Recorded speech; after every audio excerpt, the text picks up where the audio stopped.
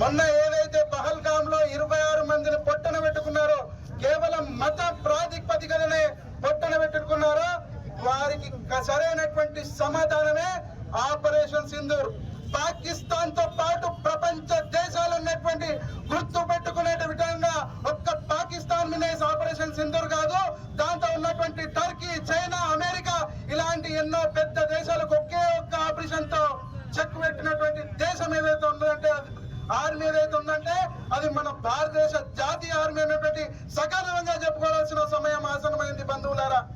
ఏదైతే ఆ రోజు 26 నిమిషాల్లోనే అక్కడ ఉన్నటువంటి 7-9 స్థావరాలను పైన ధ్వంసం చేసి అక్కడ ఉన్నటువంటి వందలాది మంది ఉగ్రవాదులను నాశనం చేశారు.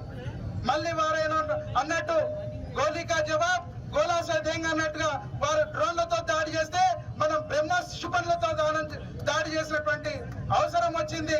కాబట్టి ఇప్పటికైనా పాకిస్తాన్ బాగా గుర్తుపెట్టుకోవాలి. తాండూర్ గడ్డ మీద నుంచి హిందూ బంధువుల మీద కాదు, పార్టీలకు అతీతంగా అందరం భరతమాత బిడ్డలందరం గర్జిస్తున్నాం.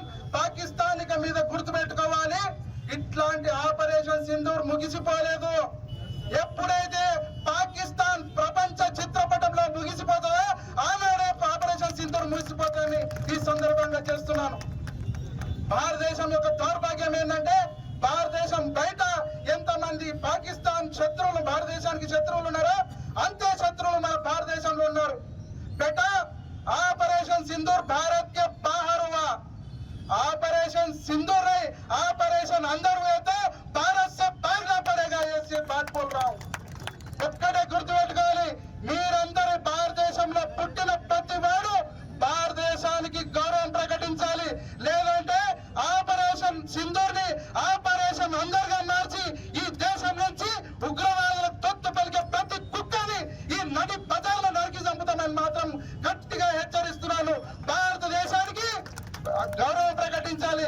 ఎవరు 30 లక్షల మంది భారతీయ సైనికులు గాని 140 కోట్ల మంది భారతీయులు గాని గాజులు తొడుక్కొని కూర్చోలేరు.